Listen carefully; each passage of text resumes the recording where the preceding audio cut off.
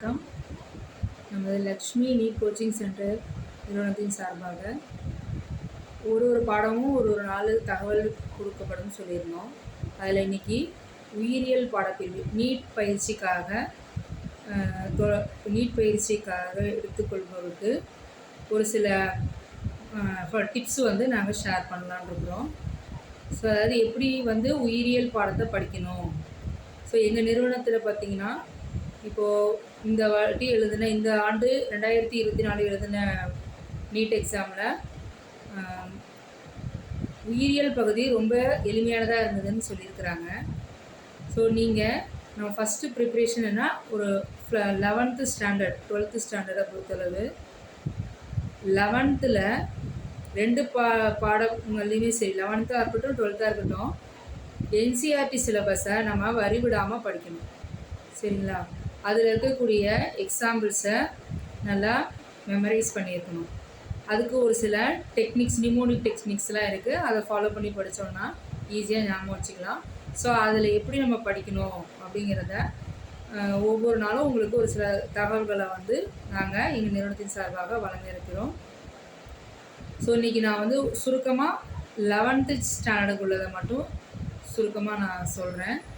அது இப்போது ஒரு பாடத்தை எடுத்து ஃபுல்லாக நீங்கள் படிக்கிறீங்க அப்படின்னா அதில் இருக்கக்கூடிய போல்டு லெட்டர்ஸ் எதெல்லாம் இப்போ நம்ம சமச்சீர் புக்லேயுமே இந்த வேர்டிங்ஸ் இருக்கும். எதெல்லாம் கருமை நிறம் தீட்டப்பட்ட பகுதி ரொம்ப போல்டாக கொடுத்துருக்காங்களோ அந்த லெட்டர்ஸை ஃபஸ்ட்டு கவனம் பண்ணணும். அதை எழுதி வச்சு நம்ம படிக்கணும். எப்பயுமே சரி எந்த டாபிக் எந்த சப்ஜெக்டாக இருந்தாலும் சரி ஒரு லெசனை நீங்கள் ரீட் அவுட் பண்ணதுக்கப்புறமா அதில் இருக்கக்கூடிய கீ பாயிண்ட்ஸை நீங்கள் திரும்ப கைப்பட எழுதி பழகணும். ஸோ திரும்ப அந்த ஒரு பாடத்தையும் யூனிட் வைஸாக கொடுத்துருப்பாங்க. அதில் சப்யூனிட் இருக்கும். இப்போ இந்த சப்யூனிட்டில் போயிட்டு ஒரு பாடமாக எடுத்து ஒரு தடவைக்கு 3 தடவை ஃபுல்லாக ரீட் அவுட் பண்ணதுக்கப்புறமா கீ பாயிண்ட்ஸ் கண்டிப்பாக எடுக்கணும். கீ பாயிண்ட்ஸ் எடுக்கும்போது ஒரு பகுதியிலையும் சப் டாப்பிக்கில் துணை தலைப்புகளில் பார்த்திங்கன்னா உதாரணங்கள் வரும்.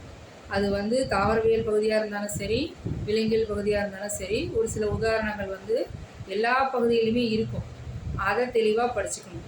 ஸோ அதை நமக்கு ஒரு கொஷின் மெத்தடு இருக்குது. எல்லா வினாக்களும் ஒரே மாதிரி இடம்பெறாது. ஸோ அந்த வினாக்களுக்கு தகுந்த மாதிரி நம்ம படிக்கிற கண்டென்ட்டை ப்ராக்டிஸ் பண்ணிக்கணும். ஸோ எந்த அளவுக்கு நம்ம இதில் பயிற்சி அதிகமாக எடுத்துக்கிறோமோ அந்த அளவுக்கு நமக்கு வெற்றி எளிதில் பெற முடியும். ஸோ இப்போ நமக்கு 11th பொறுத்த அளவு பார்த்திங்கன்னா ஒரு 5 யூனிட் இருக்குது. என்சிஆர்டி சிலபஸ் படி பார்த்தா 5 யூனிட் இருக்குது.